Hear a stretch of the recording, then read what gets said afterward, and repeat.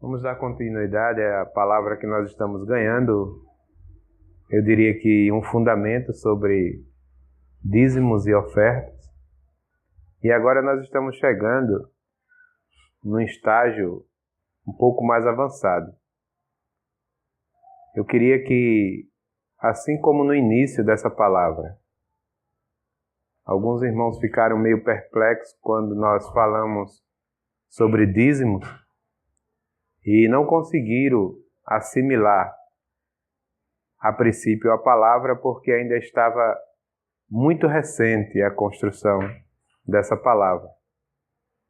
E os irmãos já associavam o início dessa palavra com o término dela. Então pegava-se o início da palavra e já queriam uma conclusão. E isso causou uma certa confusão na mente dos irmãos. Mas, ao passar dos dias e nós fomos introduzindo a palavra conforme o Senhor foi nos revelando, a palavra começou a tomar forma, a clarear e terminamos bem acerca de dízimos, né? Eu creio que todos nós aqui estamos bastante claros acerca do dízimos e tudo que constitui dentro dessa ótica e dessa palavra. Desde Gênesis até Apocalipse, nós podemos, no passo a passo, chegar a desmistificar e também a revelar ou clarear tudo aquilo que a palavra se refere acerca de dízimos. Pois bem, nós estamos agora falando, ou vamos começar a falar a partir de então, sobre oferta. Então eu creio que na mente, no coração, no entendimento dos irmãos, já existe algo formado, construído acerca de ofertas. Então, queridos, não pegue essa palavra de hoje, que é apenas uma introdução, e queira tirar toda a conclusão da palavra. Talvez ela chegue hoje com a força de dar algumas marteladas e talvez trincar algum conceito que você tem acerca dessa palavra. Mas não fique perplexo, porque ela vai ser tão esmiuçada e tão clareada quanto a de dízimos, né? Eu quero apenas pedir a vocês que vocês abram o seu coração, que vocês se desprendam daquilo que foi construído, né, desde então como ensinamento dentro dessa palavra, que vocês coloquem de lado todos os conceitos que vocês têm, que vocês receberam, que foi formado em vocês, e recebam o novo de Deus. Ou seja, eu queria que cada um de nós aqui estivéssemos nesta noite como um papel em branco, sem nenhum rabisco, para que Deus pudesse escrever na tábua do nosso coração a implantação da sua palavra com realidade.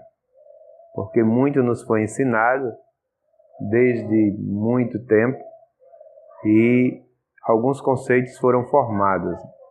Mas o Senhor está querendo que a eclésia, a igreja, os chamados para fora do mundo, do sistema que constitui as coisas que há no mundo, para dentro de uma realidade chamada igreja, um viver de um organismo vivo, onde cada um tem a sua função e tudo gira em torno daquele que rege esse corpo, que é Cristo, cabeça desse corpo.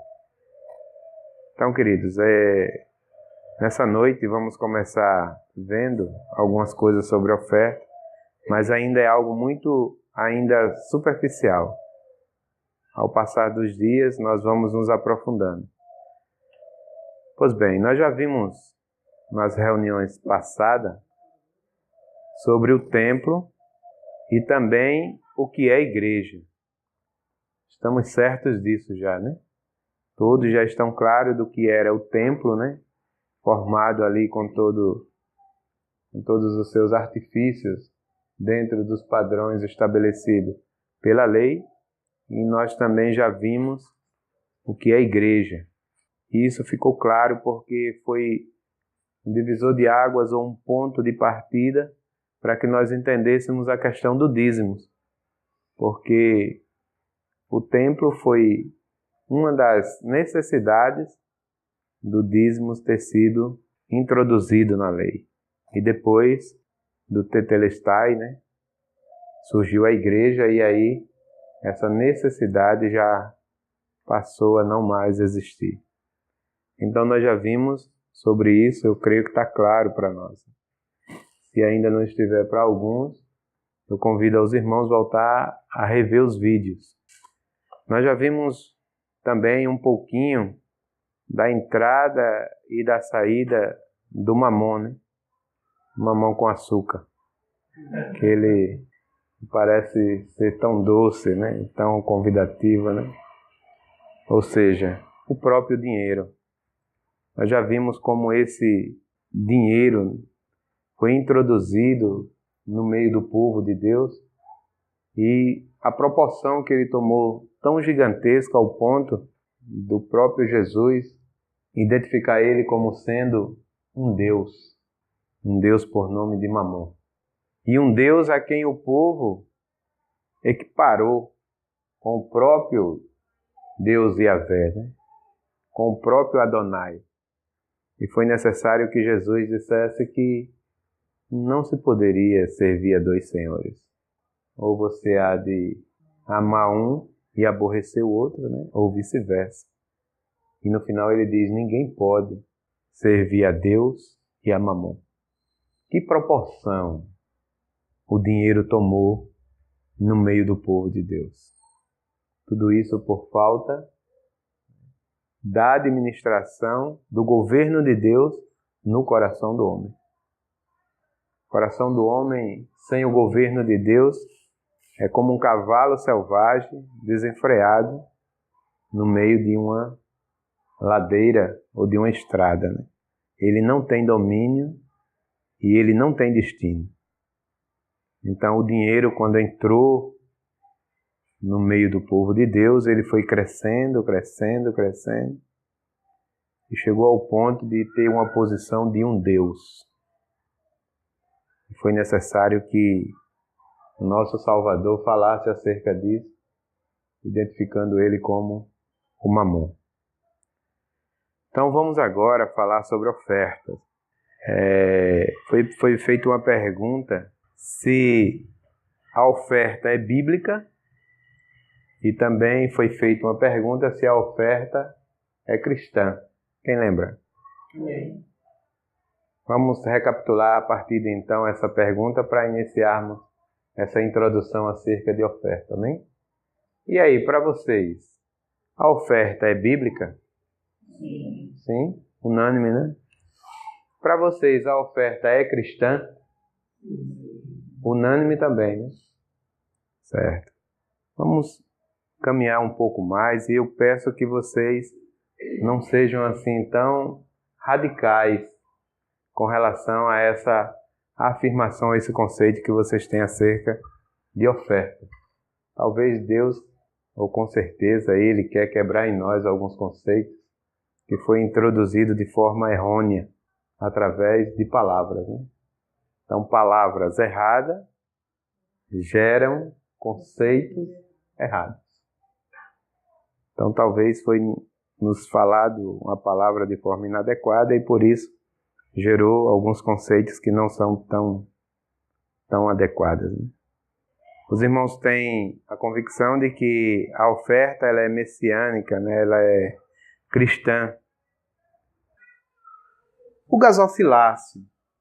Alguém sabe o que é o gasofilácio? O gasofilácio era uma caixa de madeira com um rasgo na tampa. E lá eles faziam o quê? Eles depositavam as ofertas. Então a gente vê que era diferente dos dízimos. Os dízimos eram levados para onde? Para a casa do tesouro. Lá era um lugar onde ele recebia os mantimentos. Mas já com relação às ofertas, era depositado no gasofilácio. Aquela caixote de madeira ficava à direita de quem entrava no pátio do templo. E ali, as pessoas que iriam, né, os judeus, que iriam participar daquele evento, eles depositavam ali a oferta. Mas isso não foi criado por Moisés. Isso não foi um preceito de Moisés. Isso foi uma invenção do rei Joás, com o sacerdote Joiada.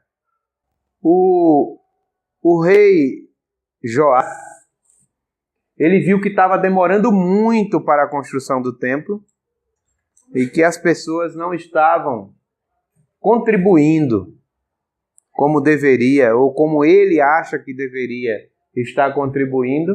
E essa construção desse templo, da restauração do templo, estava demorando demais. Então ele chamou Joiada, que era um dos sacerdotes, com mais alguns, e fez com que eles persuadissem as pessoas, eles fizessem algo, uma imposição sobre as pessoas, para que elas passassem a doar mais dinheiro. Ao invés de gastar com o seu uso pessoal, investissem mais nas ofertas, em ofertar. Foi a partir dessa ideia aí do rei Joás, junto com Joiada e mais alguns sacerdotes, que foi introduzido maciçamente a questão das ofertas no meio do povo de Deus. Vamos ler 2 Reis, capítulo 12, versículos 6 e 7. Sucedeu, porém, que aos 23 anos do rei Joás, os sacerdotes ainda não tinham preparado as fendas da casa. Então o rei Joás chamou o sacerdote Joiada e os mais sacerdotes e lhe disse: por que não preparais as fendas da casa? Agora, pois, não tomais mais dinheiro de vossos conhecidos, mas entregai-o para o reparo das fendas da casa. Se os irmãos quiserem entender com mais profundidade, lê esse capítulo aí, que está falando sobre essa questão. Então foi a partir daí que surgiu essa ideia de ofertar com tanta ênfase, né? Havia aí um desejo no coração do rei e havia uma negligência no coração das pessoas. E os sacerdotes, eles estavam aí pegando o dinheiro, gastando devidamente, usando e não investindo na reconstrução, a restauração do templo. E ele pediu para que agora fosse priorizar ou fosse a prioridade das ofertas destinadas à reconstrução do templo. Então, a partir daí, a oferta começou a surgir com mais evidência.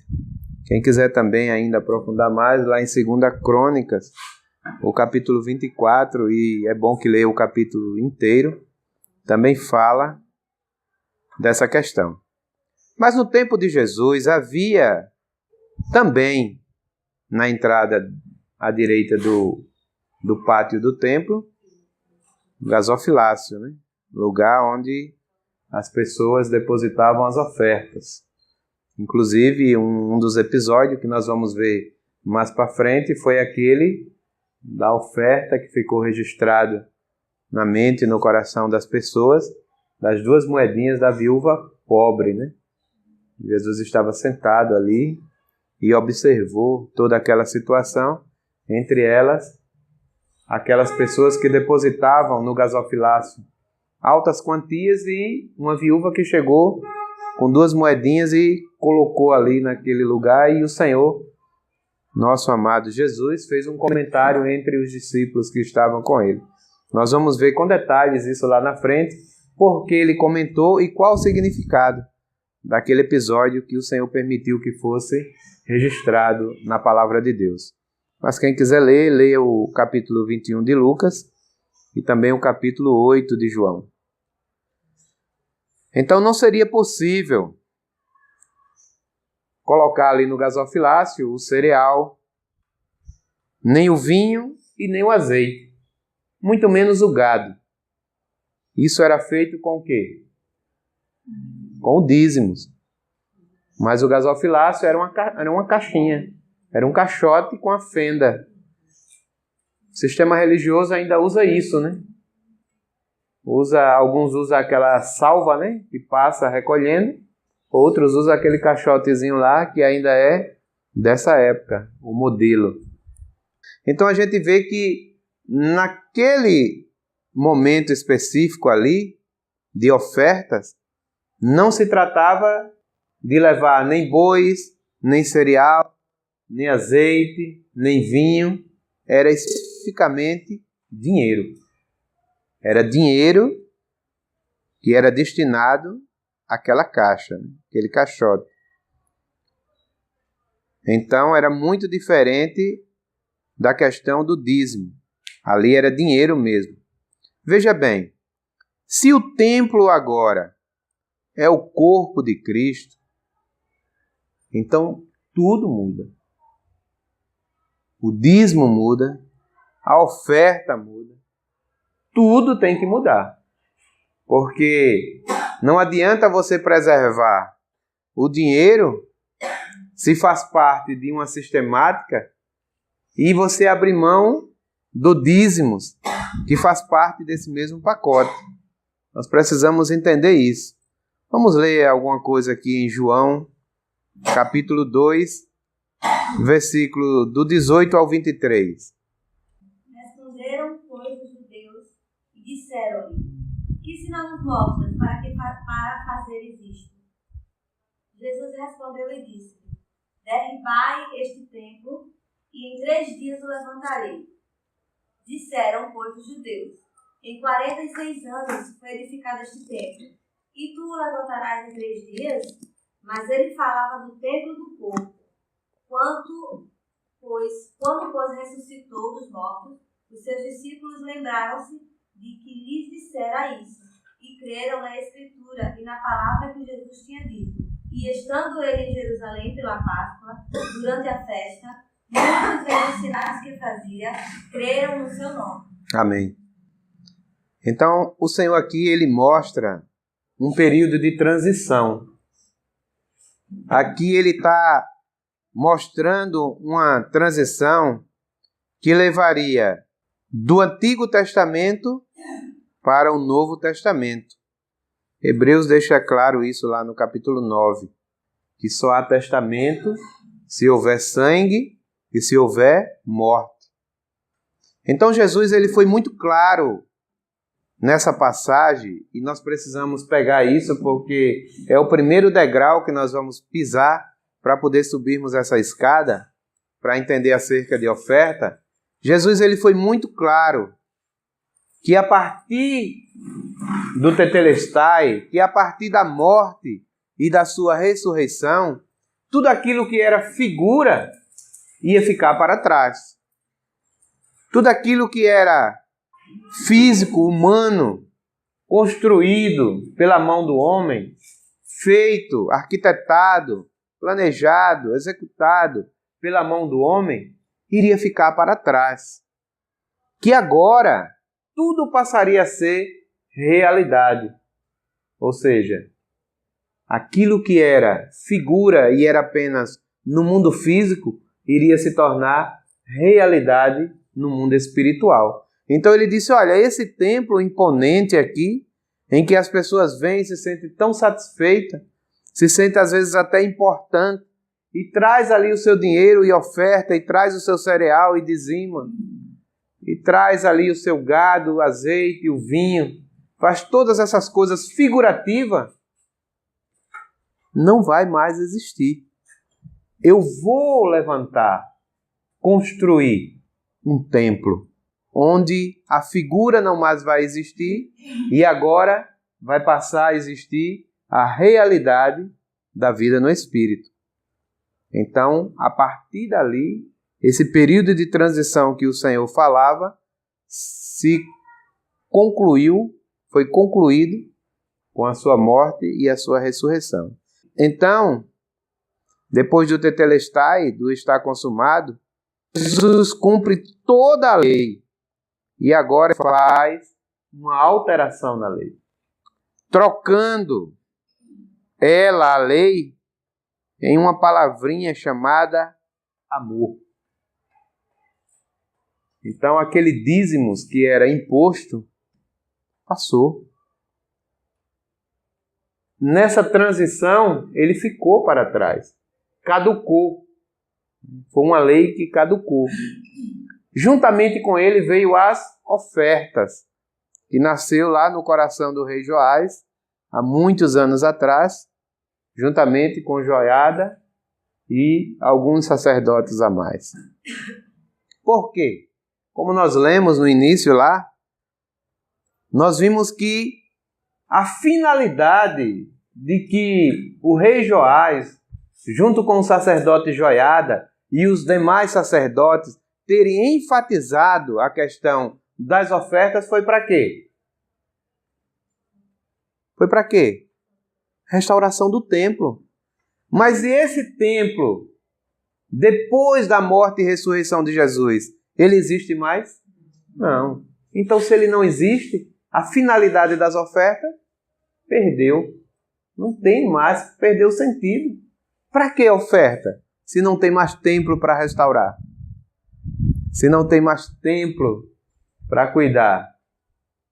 Eu sei que isso dá um nó na cabeça dos irmãos, porque você quer pegar todo o conjunto de informação que você tem e quer definir agora com essa palavra. Tenha paciência. Nós só estamos introduzindo a palavra. Nós ainda vamos caminhar muito.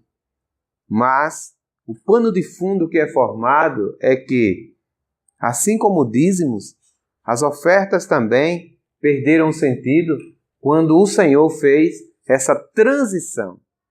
Acabou com o templo físico e agora instituiu o templo espiritual, a sua verdadeira casa, né? A sua verdadeira habitação, que somos quem? Nós. Todos aqueles que creem no Senhor. Se tornou, assim, o seu templo. Então ele pegou toda essa lei que forçava os homens a dizimar, a ofertar, e agora ele fez uma alteração e trocou por uma palavra, ou por uma atitude, ou por uma ação, chamada de quê? Amor.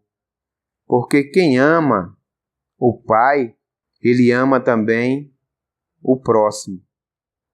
E quando o homem ele ama a Deus e ama ao seu próximo, ele cumpre toda a lei. Porque o amor, ele é o fim da lei. Ele transcende a lei.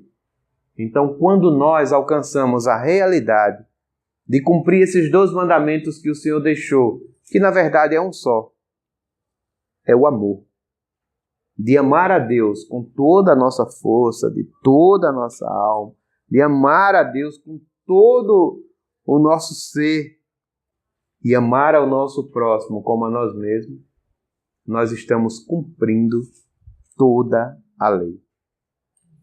Então, a lei já não tem mais nenhum peso, nenhuma autoridade sobre nós.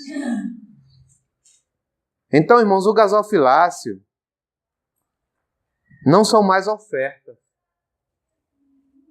Não é necessário mais um caixote aqui no meio dessa reunião para que você traga o seu 12 reais, como o Estil falou, né? Ou o seu 1.000 reais ou mais, quantia não importa, e deposite ali, porque há um formalismo, uma formalidade, um período, um momento nessa reunião onde você é constrangido a ofertar. O gasofilácio, ele não tem mais essa finalidade na igreja. A finalidade do gasofilácio era onde? No templo. No templo era necessário o gasofilácio. Mas na igreja não tem mais a função ou a necessidade do gasofilácio. O gasofilácio não são mais ofertas. E agora passou a ser o quê? coleta para os pobres, como está escrito em 2 Coríntios 8 e em 2 Coríntios 9. Então, todas as ofertas que eram destinadas para o gasofilácio no tempo da lei, quando existia o templo, parede, prédio físico, agora, no viver de igreja, onde não tem mais templo, pelo menos de barro, de argamassa, de tijolos, é coleta. E com uma finalidade: para os pobres.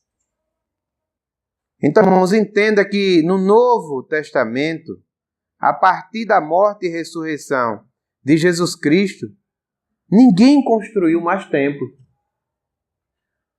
Não tem uma passagem na Bíblia onde diga, onde fale que a igreja primitiva, a igreja dos apóstolos, a igreja dos discípulos de Jesus construiu um templo. Alguém já viu isso? Se alguém souber de uma referência dessa, por favor, me ajude. Porque eu não encontrei. De Gênesis a Apocalipse, dizendo que um discípulo de Jesus construiu um templo. Não teve. Então, se não tem templo, não tem dízimos. Se não tem templo, não tem ofertas. Porque Joás e Joiada levantou de novo o ânimo das pessoas a ofertarem para restaurar o templo. A finalidade era uma só. Então nós precisamos colocar na nossa cabeça que ninguém, depois do tetelestai, depois do estar consumado, depois da morte e ressurreição de Jesus, ninguém construiu mais templo. Temos que entender também que ninguém deu dízimos.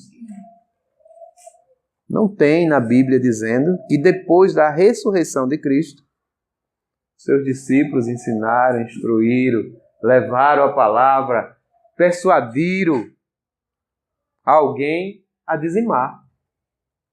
Não tem. Mas alguém pega lá Malaquias e outras referências que nós vimos e coloca na cabeça das pessoas e no coração das pessoas que ainda é necessário nos dias da igreja, que é os dias que nós estamos vivendo, alguém dizimar. Dizimar para quem? Se não existe templo. Dizimar para quem? Fica sem propósito, sem sentido, né? Não existe preceito mais da lei. Nós agora vivemos o amor, a base mais forte que o Senhor construiu para a sua igreja estar firmada sobre ela. Então precisa ficar claro isso, que depois da ressurreição de Jesus, não houve mais dízimos para a igreja. Os judeus continuaram lá com a sua prática, né? Mas a igreja, que foi aquela que foi revelada em Pedro, e tu, Pedro, o que diz que eu sou? Tu és o Cristo, o Filho do Deus vivo. Bem-aventurado és tu, porque nem foi carne, nem foi sangue que te revelou essas coisas. Pois eu também te digo, tu és Pedro, pedra, rocha, e sobre esta pedra eu edificarei a minha igreja, e as portas do inferno não prevalecerá contra ela. Pois bem, então, depois da morte e ressurreição de Jesus, fica bem claro que não houve mais dízimos. Outra coisa, depois da morte e ressurreição de Jesus, talvez vocês não sabiam disso, talvez alguns sabiam, depois da ressurreição de Jesus, depois do Novo Testamento, não houve mais oferta. É novo isso? Não houve mais oferta. Não, nasceu não. Depois que Jesus ressuscitou, não teve mais oferta. Depois que a igreja surgiu, por isso que eu fiz o comentário de Pedro, não teve mais oferta. E ofertar onde, se eles não tinham templo? Aí passou a ser coleta. O Estilo no início lá citou, nós vamos passar por aquela passagem, né, de Atos, e ali não era oferta, ali era coleta. Por quê?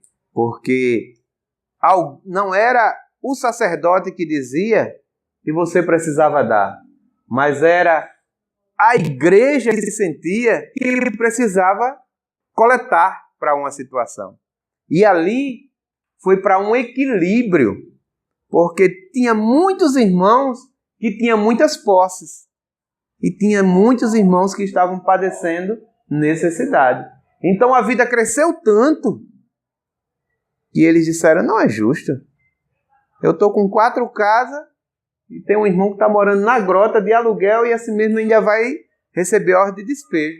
Eu preciso equilibrar as minhas finanças com o rei. Aí ele chegava ao pé dos apóstolos e depositava, ou seja, ele coletava para aquilo ali. Então é diferente da oferta. A oferta era destinada aonde? No gasofilácio. Então, na igreja, acabou o gasofilácio porque acabou o templo. Então, como era que eles viviam? Junto, tendo tudo em comum, de casa em casa, tal, nada que eles tinham era dele, e também não tinha gasofilácio. Alguém reconhecia a autoridade na vida daquele irmão e chegava lá e dizia, olha, eu quero que você administre isso aqui entre a necessidade e tinha que ter uma finalidade. Não era ele pegar, botar no bolso e de vez em quando mandar uma cesta básica para um e para outro, não. Ele pegava aquilo ali e de imediato, já tinha irmão junto com ele, tesoureiro, vamos ver tudo isso. E ali ele já administrava e repartia entre os pobres, de maneira que ninguém tinha falta de coisa alguma. Ou seja, aquela equiparação, né, financeira que o povo tanto sonha para o Brasil, nunca vai acontecer, porque isso só vai existir na igreja, quando nós nos convertermos de verdade. Então, irmãos, não houve mais oferta depois que Jesus ressuscitou. O que passou a ser praticado pela igreja foi coleta para pobres. Não é nem só coleta, hein? Porque uma coleta sem finalidade é um dízimo ou uma oferta passada. Não, como é o nome disso aqui, dessa caixinha? Não, aí não é oferta não. Esse negócio de oferta não tem na Bíblia não. Aí é uma caixinha para coleta. Mesma coisa. Passou a ter a prática da coleta para pobres. Para essa distribuição. Mas nós vamos ver isso, irmão, bem detalhado, passo a passo. Estamos aqui formando apenas um pano de fundo. Na relação das ofertas depositadas no gasofilácio, não consta também dízimos lá, né? Apenas a taxa pessoal ou imposto, o resgate de pessoas, e estava tudo escrito na lei. Então eles foram. Lembra que Jesus ele deu essa dica lá para os sacerdotes, olha, faça essas coisas, mas não esqueça aquelas, porque ele sabia que aos poucos aquelas coisas que era a justiça, né, o amor, tal, iria sendo deixado para trás, porque a ganância ia tomar conta do coração dos sacerdotes. Então, focaram no gasofilácio porque era ali que estava a galinha dos ovos de ouro. A cultura foi mudando e a questão dos cereais já não tinha mais tanto interesse. A questão do azeite, a questão do vinho, a questão do gado. Mas o gasofilácio começou a produzir uma rentabilidade maior, superou, né, até o esperado. Então, eles pegaram o Êxodo 30, né? Depois os irmãos quiserem, pode ler, e colocaram a base ali para manter o gasofilácio. Ali eles não recebiam o cereal, ali eles não recebiam o azeite, ali eles não recebiam o vinho, ali eles não recebiam o gado, eles recebiam apenas o imposto, que também era depositado lá, o resgate, né? Pessoal de cada um, e de primogênitos, de animais impuros. A quinta parte, ou 20%, dada em resgate agora, né, de alguma coisa. Isso eles pegaram em Levítico 27. E ofertas voluntárias.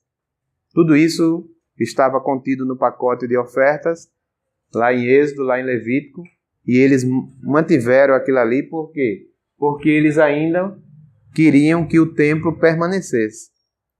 O dízimo e oferta obrigatórias representa a opressão aos pobres. Veja se não é bem assim. Quem participou de sistema denominacional, veja que nós estamos falando de sistema, não é de pessoas. E já conseguiu ficar constrangido em uma reunião. Quem tem aí 100 reais, levante e vem aqui na frente, seja ousado, vem. Aí, meu Deus, 100 reais, eu estou aqui, vim pela misericórdia. Aí sai, né? Eu estou botando 100, mas é uma quantia bem maior. 30 reais, 20, 10, 5, e você fica ali. Então, dízimos e ofertas obrigatórios representam a opressão aos pobres, esquecendo que os dízimos e ofertas originais que Deus estabeleceu para Israel, não para os gentios, mas para Israel, era para beneficiar os pobres e não para prejudicá-los. Qual era a finalidade dos dízimos e das ofertas? Cuidar da viúva, do órfão, do necessitado, do estrangeiro e dos pobres. Mas o dízimo e as ofertas, e vamos especificar agora ofertas, né? Que é o que nós estamos ganhando. Praticada no sistema religioso, oprime o pobre. Então aquilo que era para ajudar, aquilo que era para cuidar, aquilo que era para suprir, se tornou um peso e acaba oprimindo. Quem fez isso? A palavra de Deus? Não. Os corações corrompidos dos sacerdotes. Aqueles sacerdotes que precisam ainda do fogo purificador, do sabão do lavandeiro e do anjo do conserto. Então o sistema religioso cria estruturas caríssimas, com sedes e filiais, espalhadas por todo o mundo.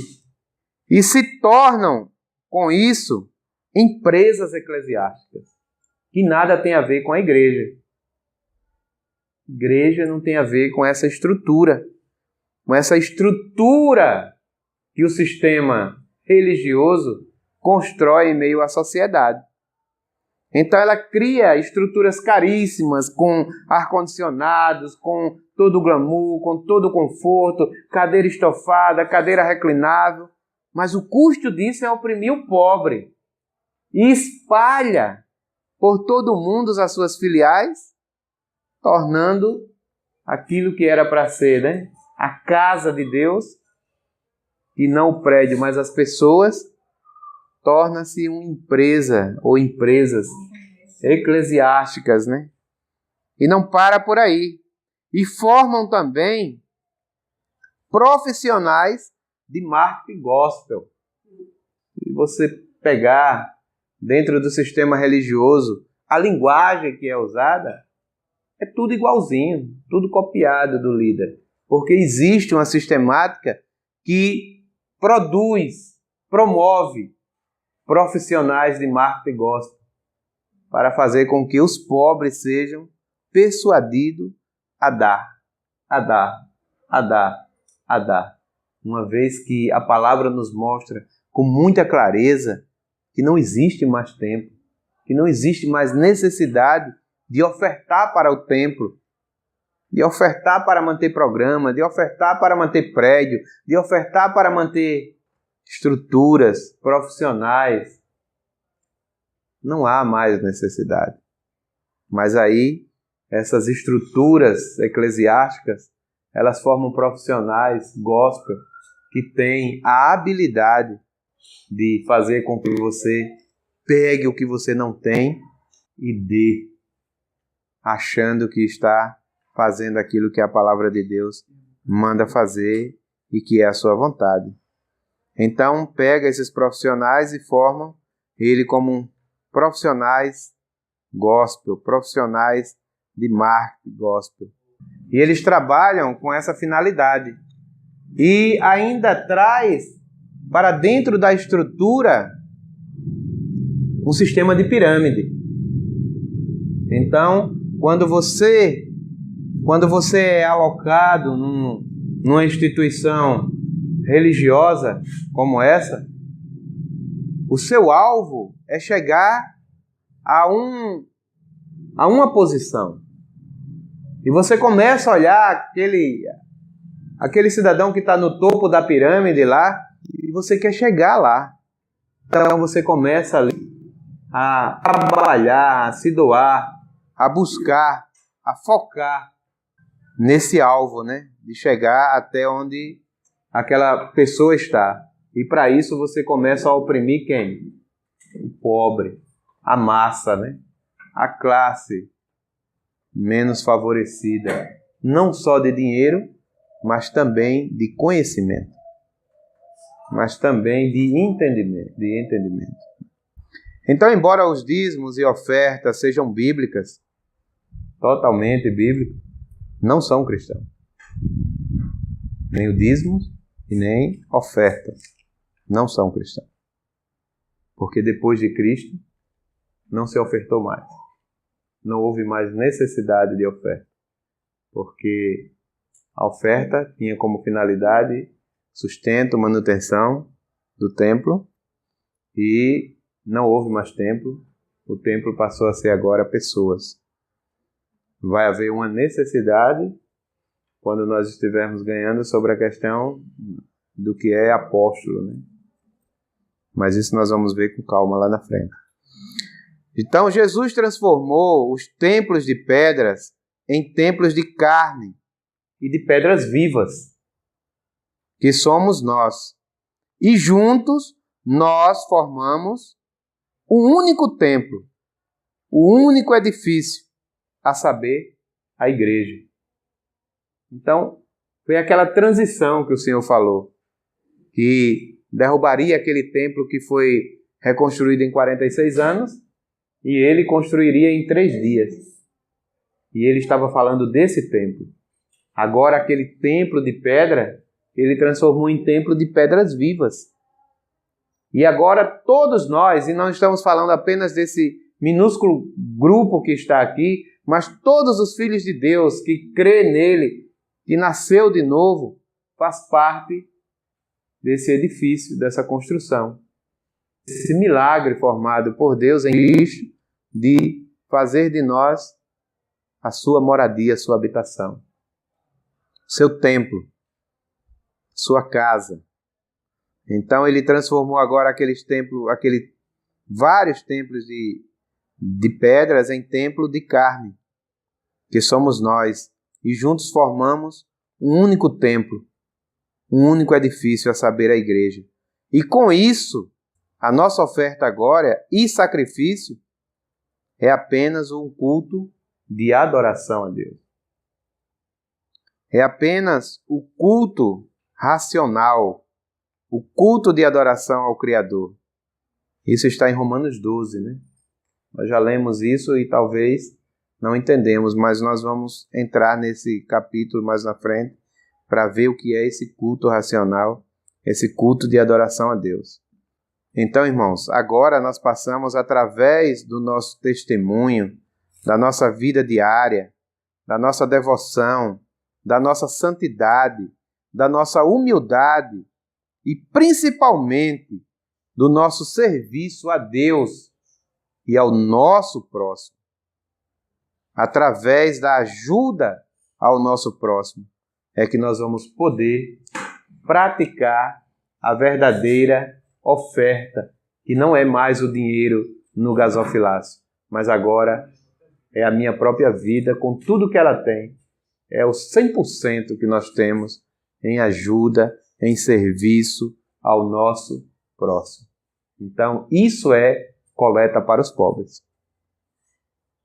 Essa questão de você botar lá R$12 e achar que está bem na fita com Deus porque fez o que a lei mandava, já era. Nós estamos na era do amor. Não é nem na era, mas é na esfera do amor. E agora, aqueles R$2, aqueles 20, aqueles 100, não tem nenhum significado para Deus. Nós temos que ter agora uma vida 100% de amor e serviço a quem? Ao nosso próximo. A Deus e ao nosso próximo. É aí onde entra aquela, né? Quem ajuda o pobre empresta a Deus. Né? Porque, irmãos, não existe mais essa questão que o homem estabeleceu como lei. Agora é um viver real e um viver de amor. Amor não é sentimento, amor é uma atitude, é uma ação. Amor é algo concreto. Nunca amor pode ser algo abstrato. Amor é algo concreto. Então, aquilo que nós tínhamos como obrigação, lei, de ofertar, nós precisamos agora ter uma vida de santidade, de devoção ao Senhor, de humildade e, acima de tudo, de santidade e, acima de tudo, uma vida de prestação de serviço a Deus e ao nosso próximo. O ato da coleta no Novo Testamento era segundo a capacidade de cada um e tinha destino certo. Qual era o destino? Os pobres. Então não era mais aquela questão de quem tem 100, quem tem 1000, quem tem 200, passa, salva, tá lá. Não. Era conforme a capacidade de cada um. E tinha um destino certo, né? Com a vinda de Jesus, houve uma mudança na lei. O Antigo Testamento, né, agora, a antiga lei, a antiga aliança, foi cancelada e posto de lado, dando lugar ao novo. Agora, todos nós, preste atenção agora na responsabilidade. Quem era que recebia os dízimos e as ofertas? Os sacerdotes. Eram entregues onde? Lá na casa do tesouro, era entregue no gasofilácio, era entregue lá. Então, quem administrava isso? Para quem era destinado? Os sacerdotes. Tanto é que no sistema religioso, os sacerdotes que ainda têm um coração corrompido, que vive a lei, ainda desfruta, usufrui desses dízimos, dessas ofertas. Mas preste atenção, agora todos nós somos sacerdotes, mas sacerdotes livres para funcionar no viver da igreja. Então, como é que as ofertas, se fosse para existir hoje, deveria ser repartida, administrada? Teria que ser para todos. Quanto foi que entrou hoje aqui de oferta? Vamos virar aqui essa caixinha. Eita, a oferta hoje foi boa. Teve R$1.000. Então pega esses R$1.000 e conta aqui quantas pessoas tem e entrega cada um a sua parte. Por quê? Porque todos nós somos sacerdotes. Sacerdotes de uma nova aliança. Irmãos, está tão claro isso na Bíblia. Como as pessoas não veem? Como as pessoas não conseguem enxergar? Está tão claro. Então, por um lado, nós somos sacerdotes e teríamos direito a essa coleta. Mas, por outro lado, nós somos igreja e temos o quê? A função de cuidar e de ser cuidado. O sacerdote cuida, a igreja precisa ser cuidada. A igreja cuida na função de sacerdote para que outros possam também ser igreja e serem cuidados. Entendeu o equilíbrio da coisa? Ou está complicado? Por um lado, você é igreja, precisa ser cuidada. Mas por outro lado, você é sacerdote e você precisa cuidar. Então foi essa ideia, né, que o Estil falou lá, que os irmãos tiveram com tanta clareza que eles não sentiram mais desejo de ter coisa alguma. E ele disse, eu vou repartir. Tudo que eu tenho agora eu quero viver junto com meus irmãos. Eu quero viver junto e misturado. Eu não quero ter mais, nem quero que ninguém tenha menos. Eu não quero ter menos, nem quero que ninguém tenha mais. Vamos derramar tudo aqui que a gente tem. É como se cada um de nós aqui botasse a mão no bolso, tirasse o que tem, despejasse aqui e dissesse, isso aqui tudo é nosso. Quem tiver necessidade de alguma coisa, a gente vai administrando. O que é que você está precisando? O que é que você está? Não tinha mais a ganância, irmãos. o Senhor ele nos capturou desse sistema capitalista, onde só pensa em dinheiro. Ou dar demais ou receber demais. Todo o interesse é fora da vida, porque o Senhor ele nos leva para a base do amor. E a base do amor é aquela que é muito melhor ser dado que receber. Então é nessa concepção de sacerdote que o Senhor quer que nós tenhamos a clareza do porquê nós não devemos mais obrigar as pessoas a ofertar ou nos sentir obrigados a ofertar. Como igreja, sentir obrigado a ofertar. Como sacerdote, obrigar alguém a ofertar. Não tem base bíblica para isso. Então todos nós agora somos sacerdotes, livres para funcionar no viver da igreja. A lei, o velho sacerdócio, o dízimo, todos foram crucificados. Agora não há mais cortina no templo, nem imposto no templo.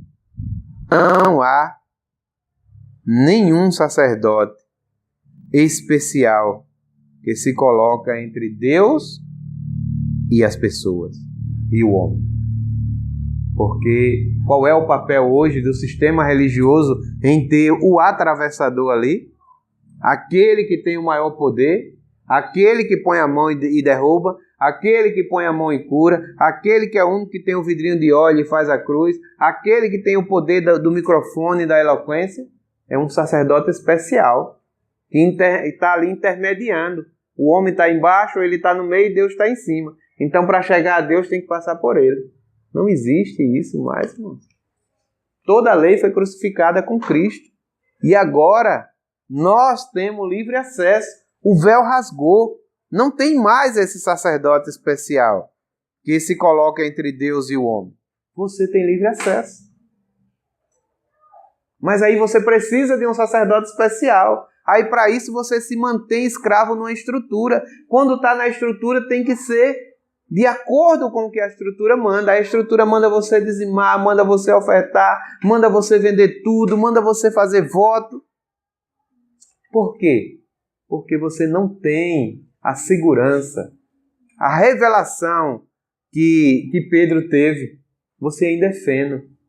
E você acha que se você sair da estrutura, você não tem acesso a Deus, porque você saiu do poder do homem que intermedia você.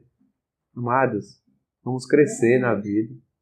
Então, irmãos, fica bem claro que o sistema religioso coloca esse sacerdote especial que faz essa intermediação entre o homem, ele e Jesus.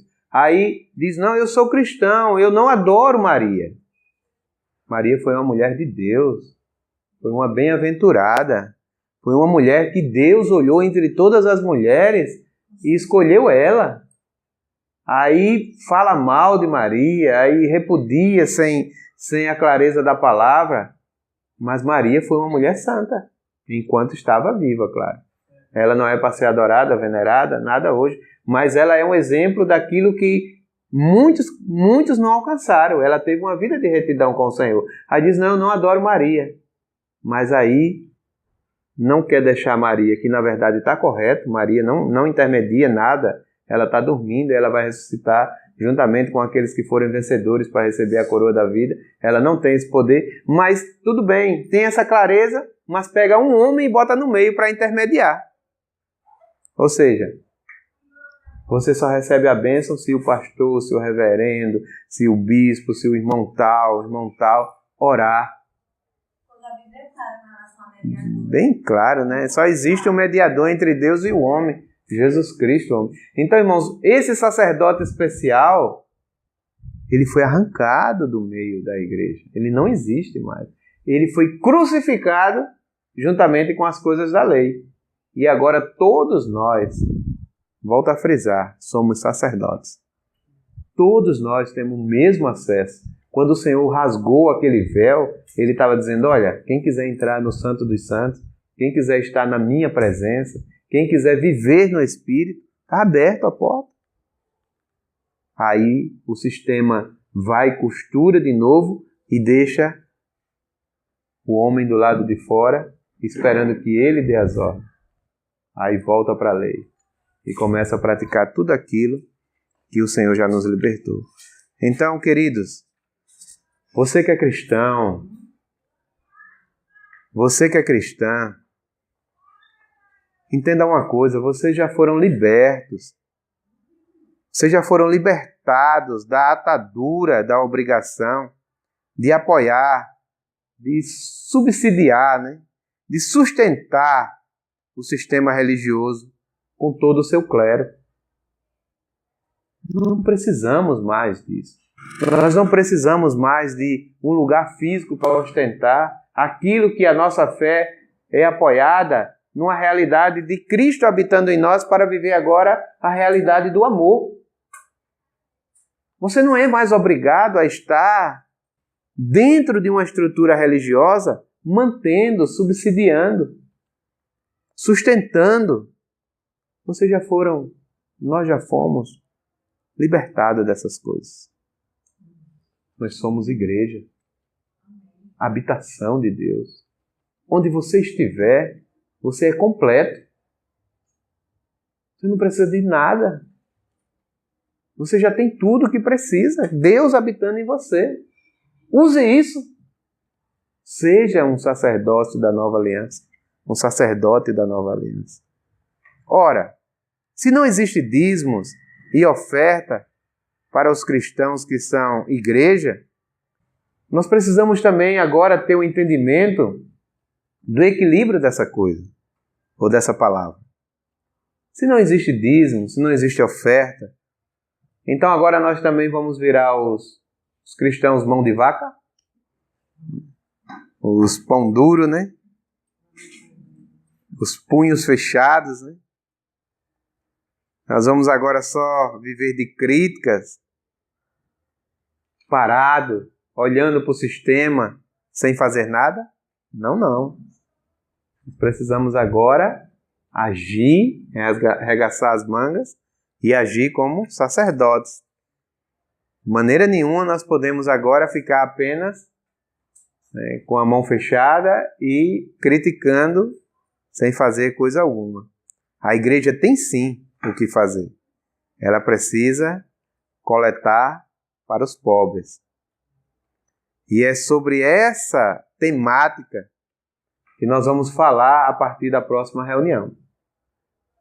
Como é a prática de agora nós coletarmos para os pobres? Mas uma coisa fica bem clara. Não existe mais oferta. Não existe mais gasofilácio. Não existe mais dízimo. Isso não é cristão. Isso é uma bruta lei que foi crucificado com Cristo, mas alguns sacerdotes corrompidos arrastou para o século XXI e tem oprimido os pobres. Mas o Senhor, irmãos, Ele não muda. E Ele está aqui para nos revelar o que está como verdade na Sua palavra. E a verdade da Sua palavra é que Ele veio para beneficiar os pobres, salvar os pobres e não oprimir. Então nós precisamos entender que a nossa função como sacerdote e como igreja é transmitir esse legado do Senhor para aqueles que estão e que são necessitados. E quando nós falamos de pobre, não é apenas pobre de dinheiro, mas é uma pobreza que engloba todo o ser humano. E hoje existe muito mais gente pobre de alma, de espírito, né? Sem um centavo da vida de Deus movendo, crescendo e existindo nele, do que mesmo gente pobre de dinheiro, financeiramente. Então nós precisamos pegar o equilíbrio dessa realidade e atuarmos como verdadeiros sacerdotes, agora como igreja de Deus, vivendo na terra. Então é dentro dessa temática que nós vamos começar a falar a partir do próximo sábado. O que nós fizemos hoje aqui foi pegar um quebra-cabeça e jogar as peças aqui no meio. Mas não se preocupe que nós vamos ter toda a paciência do mundo para montar juntamente com vocês e no final o quadro vai estar bem nítido, bem claro e todo mundo entendendo tudo. Não tire conclusões hoje, porque é apenas a introdução, mas daqui a umas 2 ou 3 reuniões mais, a gente já conclui fechando aí esse fundamento sobre dízimos e ofertas.